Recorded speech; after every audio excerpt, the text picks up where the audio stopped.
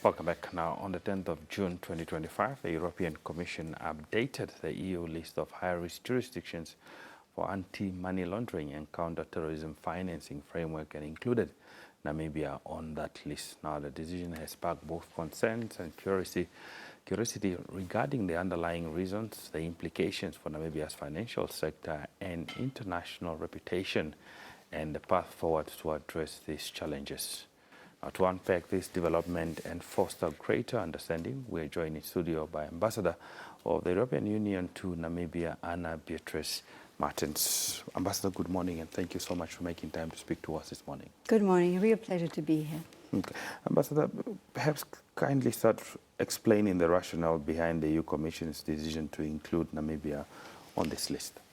So the background is that the Financial Action Task Force, which is an organization which over the last 40 years has been setting standards for the financial system in order to avoid fraudsters and criminals to launder money through banks. So the FATF, as it's called, has issued a list last year.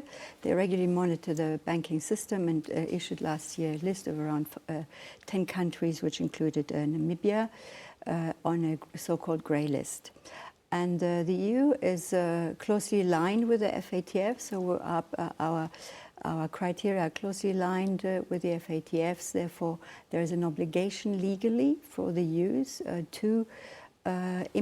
to issue a law, and that is what has been done with some delay, in fact. So the European Commission has issued a law listing these 10 countries for us, which includes Namibia, and which will most likely come into force next month.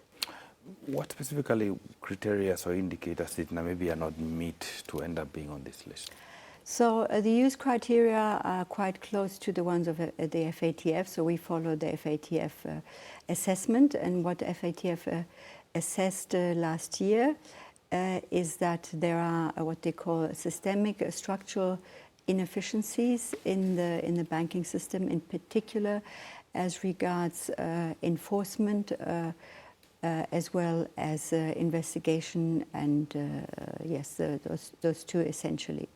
So those are the criteria that we've been looking at, and therefore the need to implement. But this is not any political judgment or sanctioning of relations with Namibia. Some stakeholders specifically see this as reputational damage for Namibia, and we see that also the Financial Action Task Force, some of the requirements and Namibian Financial Intelligence Center indicating that some progress has been made concerning this grey list. But then with this decision now coming, what does this mean specifically for Namibia's financial institution and its ability to have financial international transactions? Yeah, let me say that it does. That it's not a sanction. It's not going to affect our political, trade, or cooperation relations with Namibia in any way. And indeed, the financial institutions under the leadership of the Financial Intelligence Center have already carried out a very considerable amount of reforms following the recommendation of FATF. What it means in practical terms is that the banks in Europe are obliged to increase their vigilance and increase also their due diligence work in transactions that involve Namibia, and therefore this might affect notably the fluidity of investments into Namibia. There are many investments from Europe, European companies particularly very engaged now in the green industrialization of Namibia. So this will lead to the obligation of banks really to increment their monitoring and due diligence work. When a country gets listed in terms of this EU Commission report or law, how do you typically work with these countries to support them to ensure that they address these issues concerning anti-money laundering and counter-terrorism financing systems?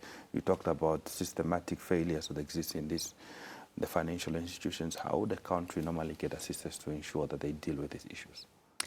So we actually have a program in place. We have designed a specific program to assist countries, assist financial institutions that are either on the list or are simply intending to increase the institutional capacity to deal with the threat of anti-money laundering, which is something that threatens the entire global market.